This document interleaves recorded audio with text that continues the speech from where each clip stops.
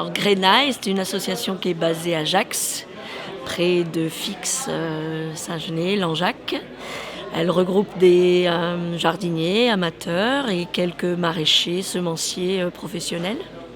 On est environ 180 et on a fêté nos 10 ans au printemps dernier, donc 10 ans d'existence pour Grenaille.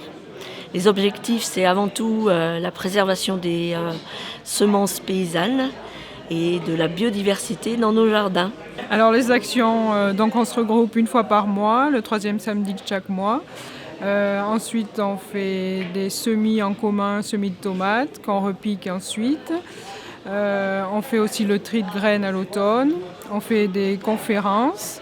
On fait aussi des foires de semences paysannes locales, comme à Chavagnac, à Langeac, la foire bio de Saint-Germain-la-Prade ou à Chadrac.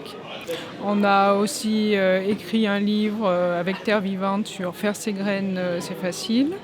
Le pourquoi de la présence ici, parce que il me semble que quand on parle alimentation, on parle autonomie, on pense aux bienfaits de ce qu'on ingère et qu'on est persuadé que les semences paysannes ont des qualités cachées et que ce qu'on nous vend pour des aliments bons à la santé et suffisamment nutritifs, des fois c'est un peu trompeur et je pense que les semences anciennes, elles ont toute une valeur à sauvegarder.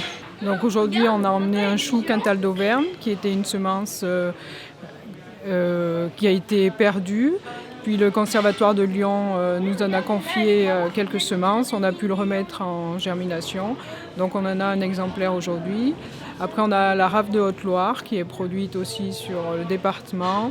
La laitue vaurésienne qui est aussi produite donc sur le bassin de Voré, qui est présente aussi chez nos maraîchers partenaires, 4 maraîchers partenaires, donc, que l'on peut visiter une fois par mois et apprendre à jardiner avec eux, faire des graines, de la graine à la graine. Alors on a un très beau site internet où il y a plein d'informations, les informations sur les événements, mais aussi des petites fiches protocoles pour réaliser la reproduction des semences. Et puis,